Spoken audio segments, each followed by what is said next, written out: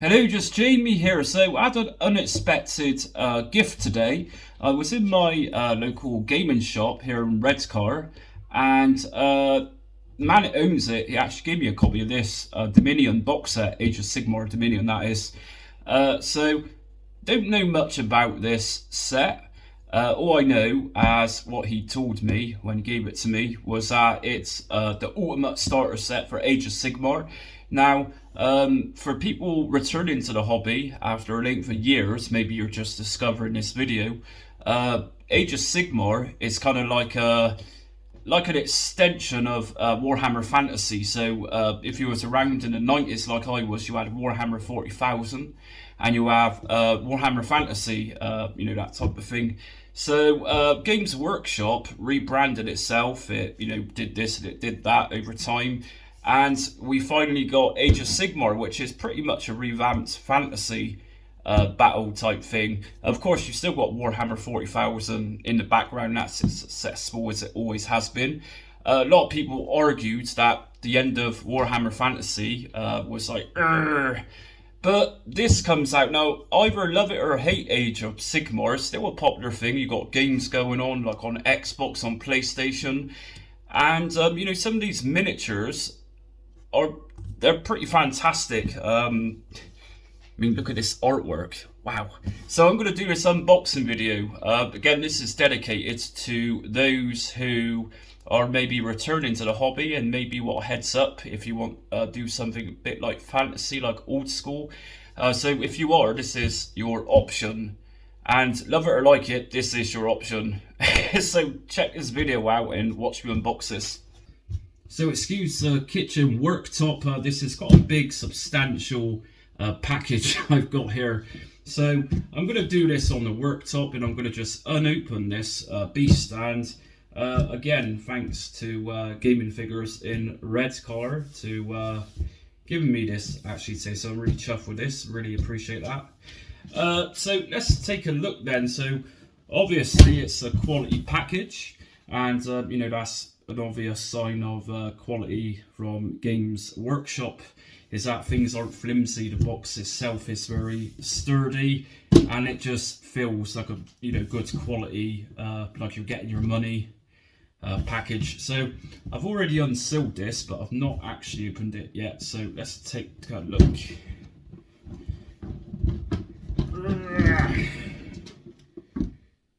What have we got here? So I'm going to pop this onto the side, and if you're into this type of thing, which I am, and one of my kids are, and I'm sorry, Babs, but Dad's gone to the dark side. We're on Age of Sigmar, but that's not to say I don't like 40k, because I still love 40k. Miniatures are miniatures. So let's take a look at this. So you open this up, and it's a thing of beauty. To me, this is as weird as it sounds. It's a bit like an old vinyl record, like an LP. You open it, you get this full artwork, and this is pretty cool stuff here. Check this out. And for some reason, there seems to be two of these. So I don't know if that's by accident, but you got your Warhammer Age of Sigmar on there. So the shop owner today said that this set has actually got the hard copy of the rulebook for Age of Sigmar. So I've had a brief look into it. This rulebook is actually current. So if you do come across this, you can get these sets for as little as say £80. I think they're just under £100 on Amazon. And yeah, the rule books alone for a hardback, which is apparently in this set, is around £40, just like a standard Warhammer 40k rule book.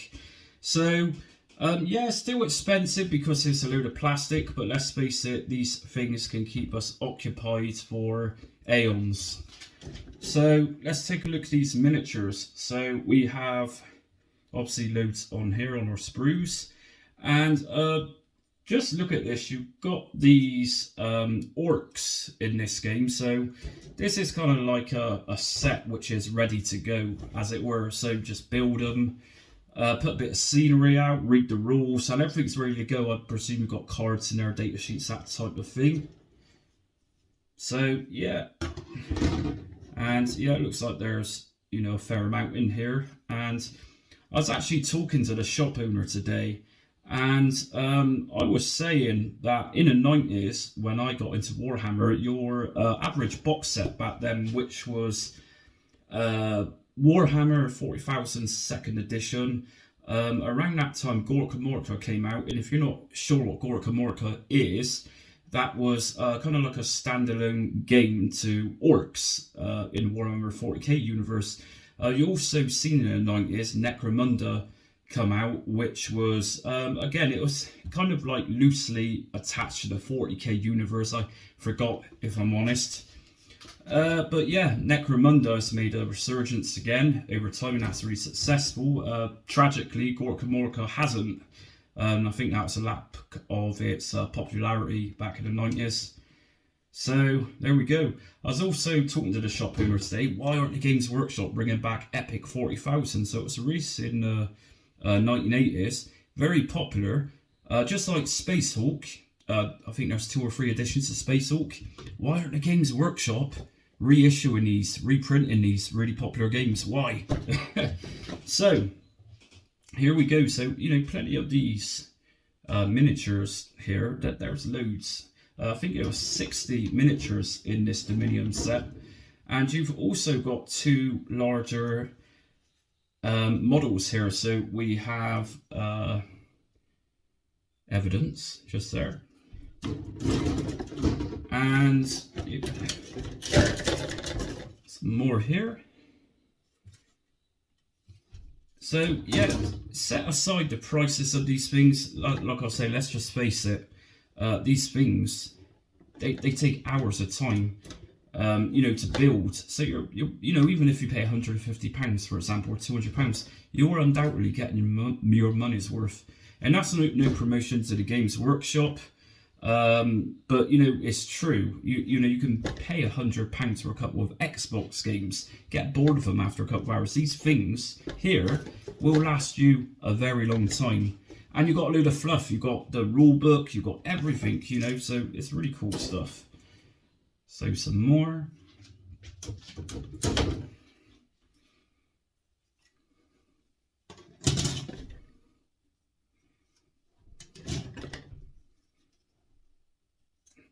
So if you watched my video the other day, I had a birthday present actually from my partner's mum, and I bought myself another standalone game set in the Warhammer 40k universe, which was Blackstone Fortress. So if you've not seen that unboxing video, check that one out.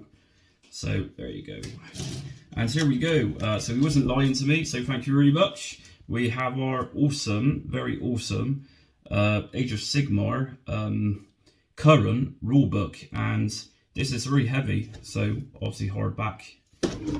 And as you can see, it's a very thick book, and yeah, these are going for about £40 alone, so it's unbelievable quality. You can see it. It's a thing of beauty, and that might sound weird, but if you're into that sort of thing, like I am, and one of my children are, you will love this stuff. It's just really intriguing stuff, shall we say, just mystery, intrigue. That's the intention of this type of hobby, I suppose.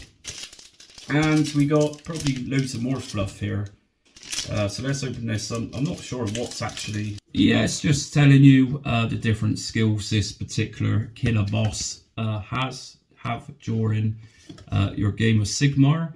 So, you know, if you're accustomed to understanding how the game works, then these are your first protocol, I suppose, to understand your abilities per miniature. So, yeah, we got pretty much each card here represents all the miniatures within this box set. So, yeah, some of these orcs, they're looking cool, like super cool. We like these. We like these a lot, like totally. I don't want to break anything. I'm a bit funny with boxes and things like that. So we have here, just wow, we've got Vindicators. Check these out, Annihilators. You know, these are just awesome. Like, just really awesome. The artwork, you know, that's the thing which has always got me with Games Workshop or miniatures in general. Is like some of this artwork, and it, you know, to me, it's a total selling point. You know, alone just looking at this stuff, it's just really things of beauty. Just like records, and I like records, the aesthetic of it, that is. So pop that aside. We have got here probably an assembly guide, how to put these together. So yeah, so just like my Blackstone Fortress set came with the other day, you get a guide here of obviously putting things together. And believe it or not, some of these are actually tricky to put together. You'll get tiny little pieces, like really tiny, and you're thinking, good lord, how the hell am I going to put that in that little space? But it works. And you know, some of these guys, they are misleading sometimes, and sometimes it just takes that little bit of playing around. You know what I'm saying. So there you go. This is the assembly book, which is cool. What else have we got here? Start here, War at Amberstone Watch. There we go. So this is our game. This is going to be likely our campaign book, I'm guessing. So yeah, it's a War at Amberstone Watch, and maybe this is going to show missions. Maybe I'm not sure, but again, you know, some awesome artwork going on here. So yeah, this is known as, if you're an old schooler returning to the hobby, this is fluff. It don't look like fluff. And my partner said the other day, I was a little bit confused when you said fluff. And I said at the time, no, referring to this stuff, this is your story, this is your context of your game of Warhammer. This is giving you information on what it's about, what the battle is about, you know, that type of thing. So yeah, it gives us a backstory then by the looks of it on each one of the miniatures. So we've got knights here, praetors, you know, some of these names I can't pronounce. And funny enough, I bought a couple of paints today from my local game shop. I got this from, and you know, to be fair, some of the names these paints are given today are very well. But we got yeah, so we got little backstories of what these miniatures do. I'm particularly interested in the orcs. I'm a big orc fan. So super cool stuff, and that's going to give me a long time of reading. I'm particularly looking forward to looking at that big fat chunky rulebook. So what have we got here? Under here we have got another fine piece of contemporary art.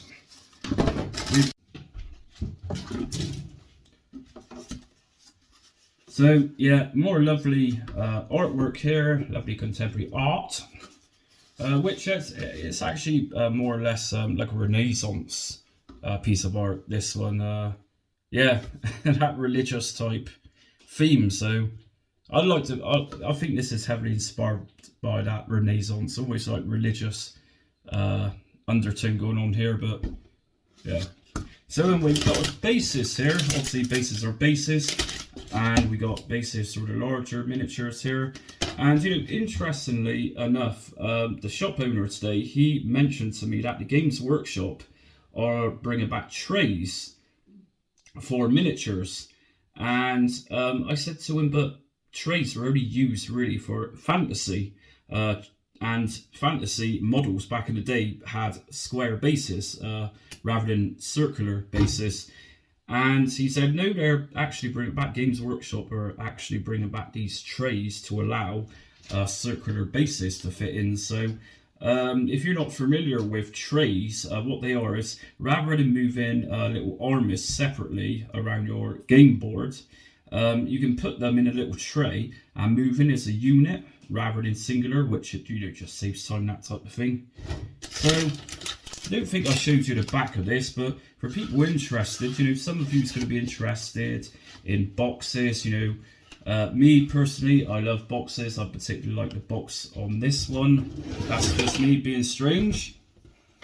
And there we go. So yeah, like I said, you see that glossy shine on it. You know, it's quality. It really is quality stuff. Like this a lot.